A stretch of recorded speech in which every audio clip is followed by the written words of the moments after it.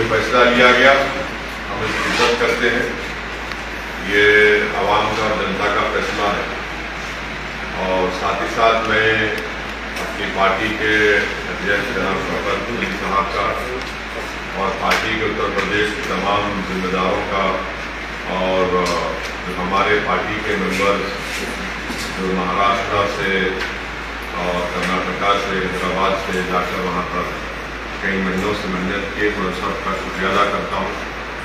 मैं उत्तर प्रदेश की जनता का भी शुक्रिया अदा करता हूँ कि जिन्होंने हम पर एतमाद किया और हमारे प्रत्याशियों के नाम में अपने वोट का इस्तेमाल किया। मैं शुक्रिया अदा करूँगा जनाब बाबू सिंह कुशवाहा साहब का जो जन अधिकार पार्टी के अध्यक्ष हैं और भागीदारी परिवर्तन मोर्चा में जितने पार्टियां शामिल थी उन सबका शुक्रिया अदा करूँगा।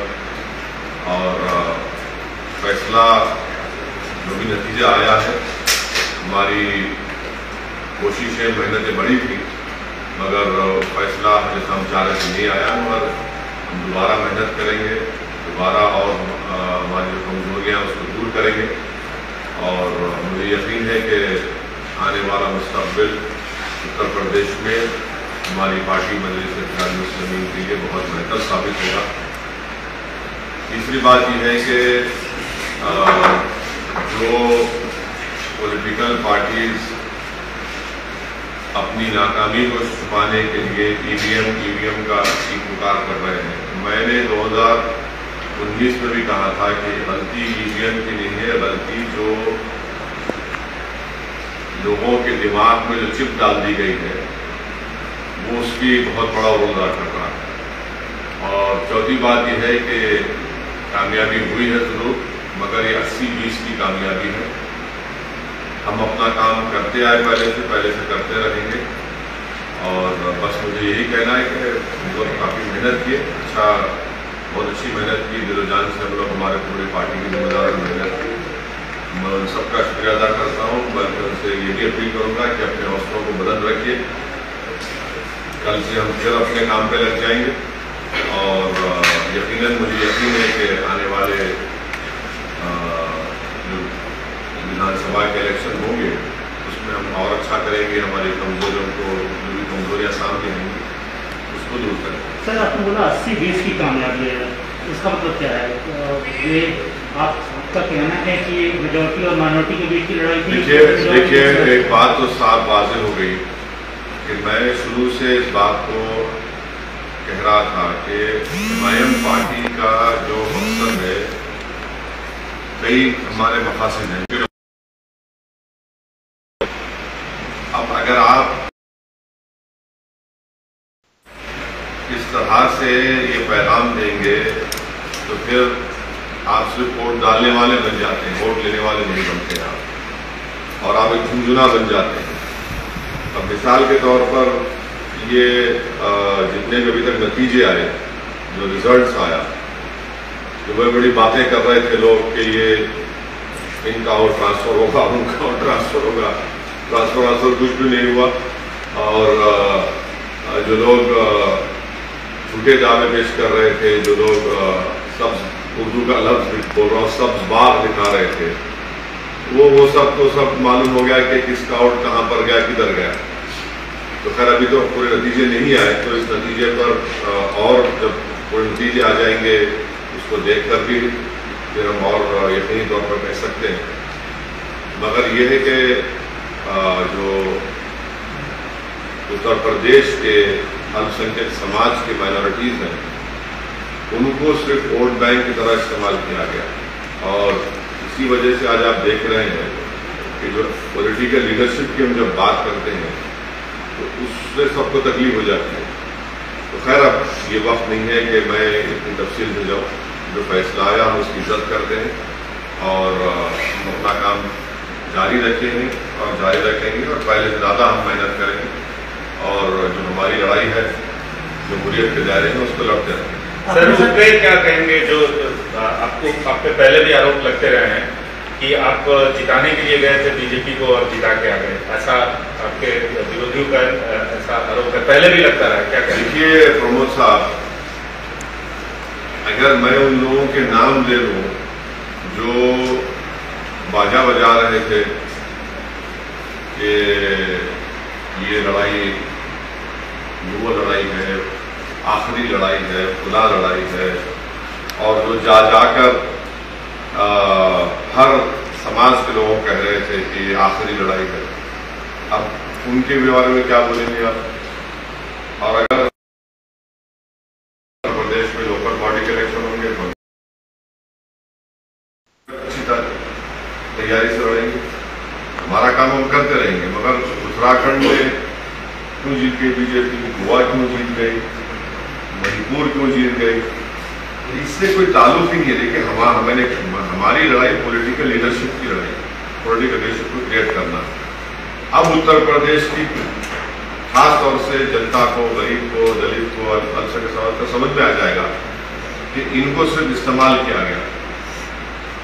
बट आप जो दावे कर रहे थे, जो भीड़ दिखा रहे थे, जो बातें हो रही थी, जो ख्वाब में मुख्यमंत्री बन गए थे, जिम्मेदार कोई तो नहीं हो सकता हूँ।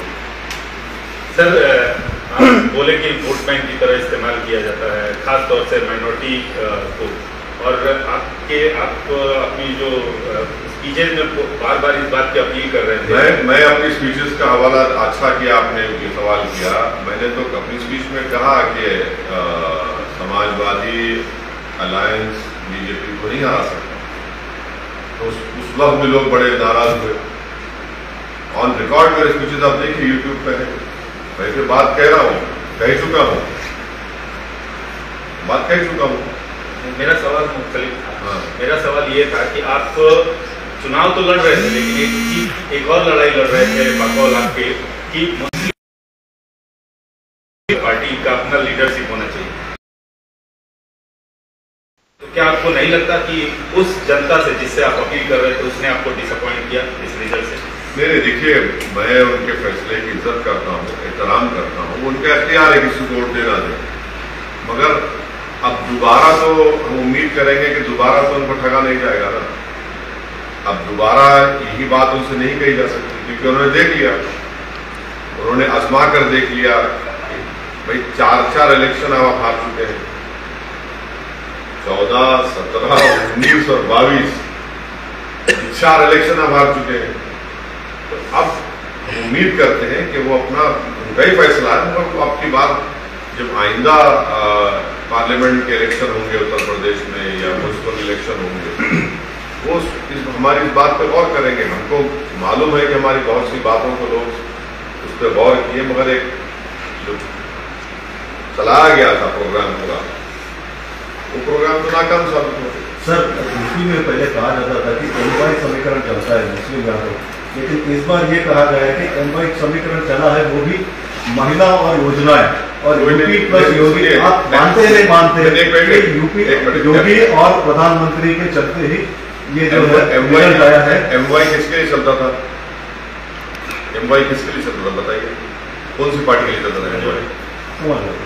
यहाँ तो खाली एम ही है ना, वाई कहाँ है यहाँ पे?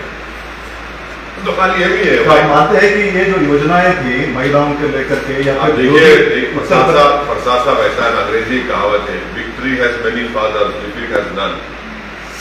अब आप जीतने के बाद आप वो बोलते बोलिए, आप जीत के लेकिन मैं क्रेडिट देना देंगे नहीं देंगे? यूपी की जनता ने फैसला लिया, हम उसकी इज्जत करते हैं। अब उस पर आप क्या लगाते लगा लीजिए, और वो फैसला है, उसकी इज्जत करना पड़ेगा, एहतराम करना पड़ेगा। सर, आपने कहा कि अब ये चुनाव तो हो गए, आपने कहा कि गुजरात और राजस्थान में, तो आप क्या एमआईएम वहां पर बिल्कुल करेंगे, बिल्कुल करेंगे, बिल्कुल करेंगे। बल्कि इससे पैगाम तो चला गया ना कि ये लोग जो एक पर्टिकुलर कम्युनिटी को अपना वोट बैंक समझते थे, आप तो वोट तो ले लिए मगर आपके वोट नहीं है, आप तो जीत ही नहीं पा रहे हैं, आपका वोट ही नहीं है। वो जो क्या लफ्ज इस्तेमाल किया था कि रेनबो, नहीं, जो हिंदी का लफ्ज इस्तेमाल हुआ था उसमें वो तो सब आपको आ गया ना, तो बिल्कुल ही नाकाम साबित हुए। बहुरंगी गठबंधन, ये कहां से बहुरंगी था भाई? उसमें तो खाली एक ही रंग था। रेनबो कोलिशन का आपने ये कम्युनिटी का वोट, वो कम्युनिटी का वोट, ये ट्रांसफर हो गया, वो हो गया। अब आप बताइए कि लखीमपुर खीरी में बीजेपी पूरी जीत जाती है। इसलिए हम कह रहे हैं कि 80-20 का मामला हो गया, और ये 80-20 हम कह रहे हैं बहुत लंबे सालों तक रहने वाला है भारत की जमहूरियत में। तो आपको लगता है विकास के मुद्दे पे अभी ये प्रेस कॉन्फ्रेंस ये मौका नहीं है, ना वक्त है कि मैं इतना उसमें सब्सटैंशिएट करूं, मगर मैं इतना जरूर करूंगा रहने वाला है, ये समझने की जरूरत है। सर आखिर ऐसा क्यों है कि आप वेस्ट बंगाल गए, वहाँ भी जो मुस्लिम कम्युनिटी का भरोसा नहीं जीत पाए। अभी उत्तर प्रदेश में उन सीटों पे चुनाव लड़े जहाँ जो मुस्लिम बाहुल और डिसाइडिंग पोजीशन पे रहती हैं। नहीं, ऐसा नहीं। हम तो अलायंस का ऐसा नहीं, हम तो अलायंस का हिस्सा थे, भागीदारी परिवर्तन मोर्चा का। जितने जन अधिकार पार्टी के कैंडिडेट्स थे और दूसरे अलायंस के, हम सबके लिए कैंपेन किए। इलेक्शन में जीतार होती है, इलेक्शन जीता होता है। काशीराम, मान्यवर काशीराम ने सही कहा था कि पहला इलेक्शन हारना, दूसरा हराना, तीसरा जीतना। इस इलेक्शन में किसको हराने गए थे? सुनिए, ये काशीराम साहब का एक बहुत बड़ा इंपॉर्टेंट स्टेटमेंट है। हम हारे हैं, जीतेंगे दोबारा, इसमें कौन सी बड़ी बात है, कौन सा आसमान गिरने वाला है। हमारे हौसले, हमारा आदम कभी कम नहीं होगा, ना इससे होता है। ठीक है, हम जो चाह रहे थे उसके बरक्स नतीजा आया, कोई बात नहीं, मगर हमारे हौसले, हमारे स्पिरिट आज भी हाई है, कल भी हाई रहेंगे, लगे रहेंगे। अपने कांशीराम सर इसी से जुड़ा हुआ एक और सप्लीमेंट्री समझ लीजिए, वो नहीं मतलब आखिर क्या कारण वो आप पाते हैं कि जो मुस्लिम कम्युनिटी है उसका भरोसा नहीं जीत पा रहे हैं पश्चिम? नहीं, देखिए, अब ये मैसेजिंग जो की गई थी ये सब लोगों की वजह से, अब उसका नतीजा देख रहे हैं ना, अब उसका नतीजा देख रहे हैं लोग। तो ये टर्निंग पॉइंट होगा मुस्लिम पॉलिटिक्स के लिए। ये यहां पर मालूम हो जाएगा कि भाई जो दावे कर रहे थे उन्हीं के पास कुछ है ही नहीं, वो खुद बिल्कुल खाली पड़े हुए हैं, सिर्फ दावे कर रहे थे। अगर उनके दावे सही साबित होते तो कुछ तो उनके पास बचता, उनके पास कुछ नहीं बचा।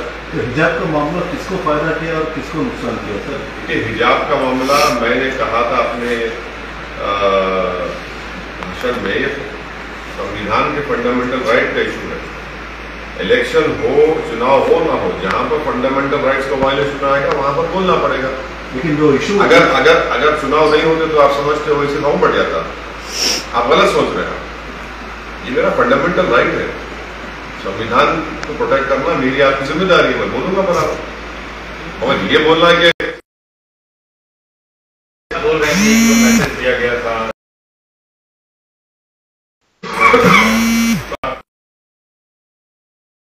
मैं आप जिसको समझ रहे हो नहीं सबको बोल पा।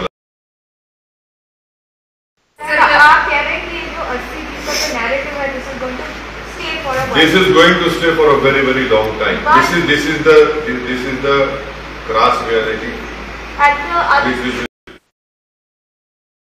the other players, and here we're talking about Chief Minister KCR. You know what? One of the MLAs of that party has talked about my Chief Minister. He has used some offensive words against him, unparliamentary, derogatory words. I don't want to repeat it in a press conference, but that is for them and the other parties. But would you throw in No, any of this effort being put in by the opposition? Madam, my objective is to create a political leadership. That I try to do my best, and it will be created. But any concerted effort from your end to take on the BJP government? It is too early to talk about. Sir कई लोगों ने EVM पे सवाल उठाए, आप इस पे क्या कहना चाहेंगे? मैं तो 2019 में आपके प्रस्ताव में बोला था कि ईवीएम गलत है, ईवीएम में कुछ नहीं है, दिमाग में चिप डाल दी गई है 80-20 की, और वो चल रहा है। ईवीएम की गलती ईवीएम की नहीं है। बुलडोजर का कितना असर पड़ा सर? कुछ भी नहीं है, गलती जो है ईवीएम की नहीं है, गलती जो दिमागों में डाल दिया गया।